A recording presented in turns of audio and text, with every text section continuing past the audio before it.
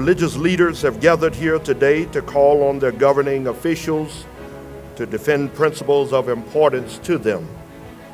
Principles of traditional marriage, parental rights, religious liberty, and the humanity of the unborn. Although these Pillar Project participants do not share a unity of faith or even agree as to who's going to heaven or who's not, as the heads of their respective assemblies, they stand in solidarity for the defense of the pillars. I really appreciate what Aaron's doing with the Pillar Project and all the folks that come out and support us down in the legislature.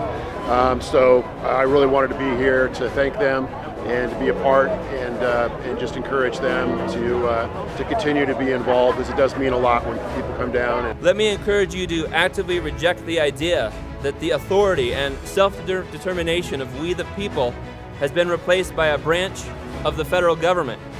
Our United States Constitution has reserved all powers not specifically granted to the federal government, to the states and the people, respectively.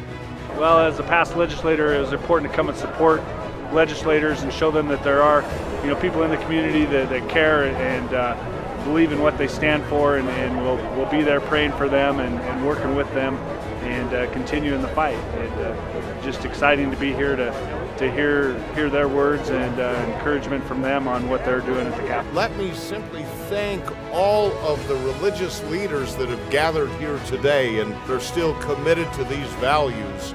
They are essential for freedom, because freedom doesn't stand on its own. It requires virtue and it requires faith. It was a pleasure to be here today. There's a lot of very wise and smart people that are here today, so I'm here to encourage them, show them support. Your efforts to protect and promote individual liberty, marriage, strong families, parental rights, protecting the unborn, and the humanity and dignity of every man, woman, and child is the most important work any of us can ever do. Well, it was important to be here today because those pillars are an important part of society. If we as a society do not uphold these pillars hold and strengthen a building, the building will collapse.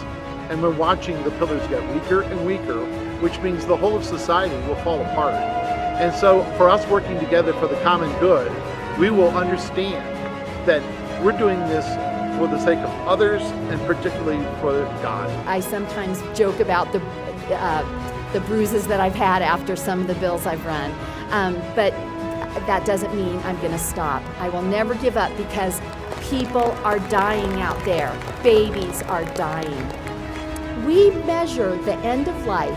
When somebody is in the hospital or in an accident, the paramedics are there with their stethoscopes to listen to the heartbeat. But if that's how we measure the end of life, why can't we measure the beginning of life? But when we measure those, why can't we recognize it?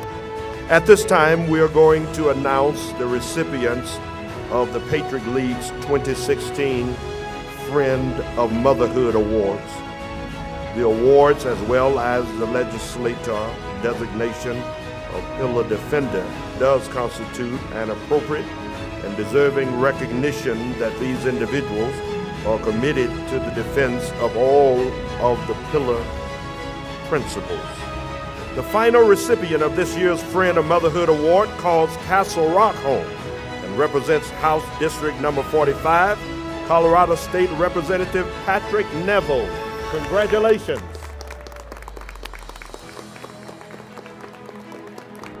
It talks about everything that builds us as humanity, those 4 pillars. And if we can't come together on this, then what can we come together on?